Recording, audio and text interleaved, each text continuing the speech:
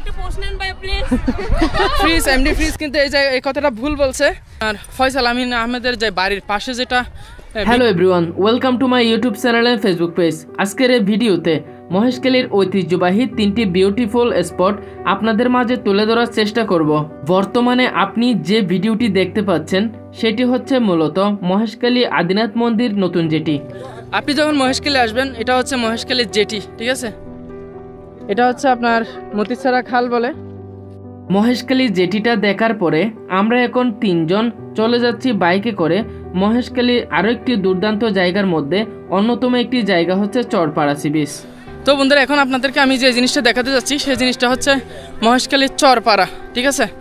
এখানে আপনার ফয়সাল আমিন আহমেদের যে বাড়ির পাশে যেটা বিক্সের মতো আছে, ঠিক আছে?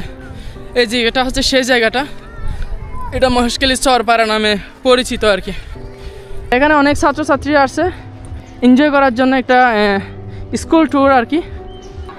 যাই হোক, স্কুলের মেয়েরাও কিন্তু এখন টিকটক বানায়। সে আমাদের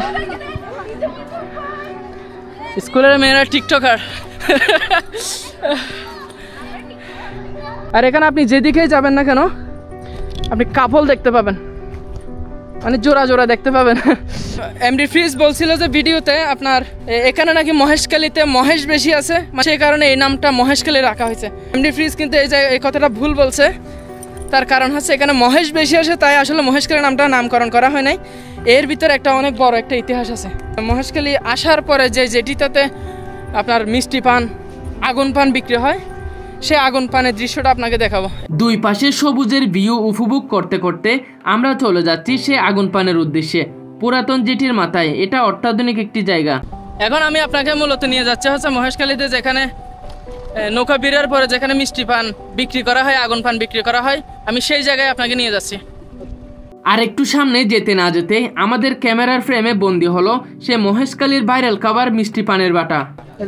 মিষ্টি পান, আগুন পান, কে জান আগুন পান, মিষ্টি পান, খান খান। আগুন না লাগে, আগুন কালো না লাগে। এই পানটা কয় টাকা ভাইয়া? এটা 30 টাকার পানটা 20 টাকা করে বিক্রি করতেছে, আজকাল লোকজন কম সেজন্য। আচ্ছা আচ্ছা, যাই হোক আপনাকে মিষ্টি পান, আগুন পান, কে জান আগুন পান, মিষ্টি পান, মহেশখালীর ঐতিহ্যবাহী মিষ্টি পান, আগুন পান। মোবাইলটা একটু পেছনে নিয়ে যান, সমস্যা নাই, আপনি দেন। আগুন পান, মিষ্টি পান, কে জান আগুন পান, মিষ্টি পান, মহেশখালীর ঐতিহ্যবাহী মিষ্টি পান, আগুন পান। আগুন পান, মিষ্টি পান, কে জান আগুন পান, মিষ্টি পান, মহেশখালীর ঐতিহ্যবাহী মিষ্টি পান, আগুন পান।